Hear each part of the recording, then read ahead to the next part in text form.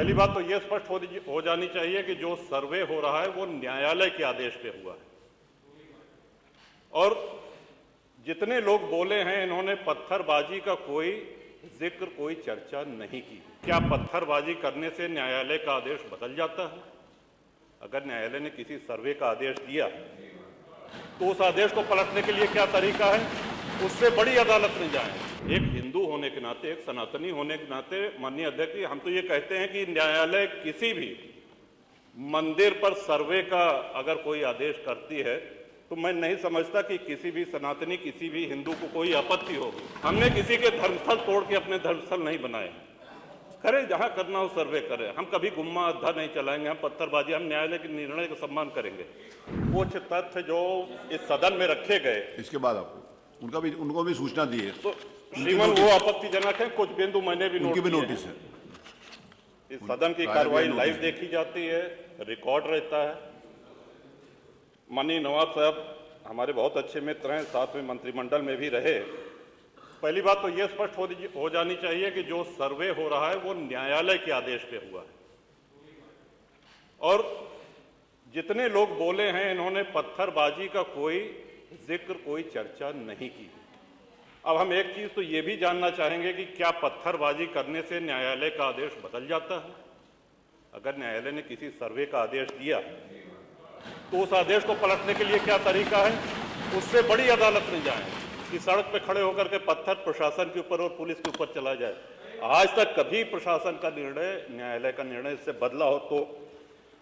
दूसरा श्रीमान, पुलिस और प्रशासन के लोग जो घायल हुए हैं उनके प्रति किसी ने कोई पीड़ा, कोई चिंता व्यक्त नहीं करी। बहुत गंभीर मामला है ये। ठीक उसी तरह है जैसे बहराइच में 22 साल का एक नौजवान राम गोपाल मिश्र, 4 महीने पहले शादी हुई थी उसकी, हत्या कर दी गई। इतनी निर्मम हत्या करी गई, इतनी गोलियां शरीर में मारी गई, हाथ के नाखून भी निकाल लिए गए। अपराध क्या था कि उसने अपने धर्म का एक झंडा लगा दिया। श्रीमान, इसी चर्चा में एक बड़ा रोचक तथ्य सामने आया।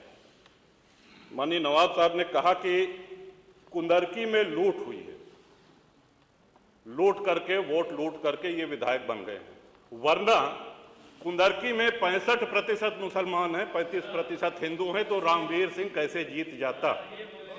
ये कार्रवाई में है हमारा।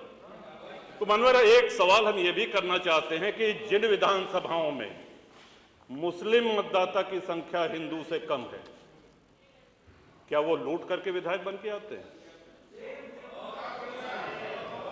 या क्या हिंदू बाहुल्य जो विधानसभाएं हैं वो मुसलमान को वोट नहीं देती? इस हिसाब से तो यही लगता है कि सबसे बड़ा आश्चर्य धरती का यही हो गया कि जब 65% मुस्लिम है तो हिंदू कैसे जीत गया? आज पहला दिन है इन लोगों का सदन में। हमने अनुरोध किया था जो नए सदस्य जीत के आए हैं कम से कम परिचय करा दें, हम लोग भी पहचान लें। हमारा कोई परिचय नहीं है रामवीर जी से, लेकिन वो निर्वाचित सदस्य हो चुके हैं, सदन के सम्मानित सदस्य हैं। उनका इस तरह से अपमान करना, उनको लुटेरा कहना, ये तो आपत्तिजनक है। और सर्वे हम बोल रहे तो आप बोले।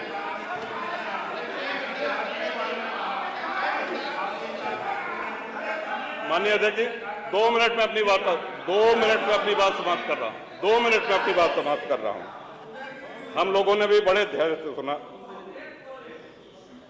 तो इस सदन का एक क्राइटेरिया, एक मापदंड क्या ये तय मान लिया जाए कि जहां हिंदू अधिक है वहां हिंदू विधायक को ही जीतना चाहिए, मुस्लिम विधायक सिर्फ वहीं से जीतना चाहिए जहां मुस्लिम की आबादी 50% से अधिक है? अगर ऐसा नहीं हुआ तो ये मान लिया जाए कि वोटों की लूट हो रही है, या विधायक लुटेरा बन के वोट को लूट करके जीत करके आया है, बेईमानी से आया है। तो श्रीमान, ये तो इन शब्दों को कार्रवाई से हटाया जाना चाहिए। ये सदन के विधायक का अपमान है। और एक बात और कही गई कि सर्वे शांतिपूर्ण चल रहा था।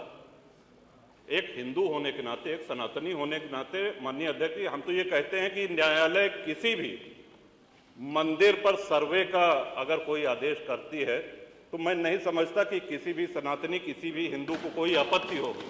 हमने किसी के धर्मस्थल तोड़ के अपने धर्मस्थल नहीं बनाए। करें, जहां करना हो सर्वे करें। हम कभी गुम्मा अद्धा नहीं चलाएंगे, हम पत्थरबाजी, हम न्यायालय के निर्णय का सम्मान करेंगे। तो शासन का काम, प्रशासन का काम तो न्यायालय के निर्णय को लागू कराना होता है। तो इसलिए माननीय अध्यक्ष जी, इस पे चर्चा कराई जाए। चर्चा में भाग लेने की इच्छा इधर भी है, बहुत से लोगों की है, और चर्चा कराई जाएगी तो बहुत सी सच्चाइयां सामने आएंगी। बहुत बहुत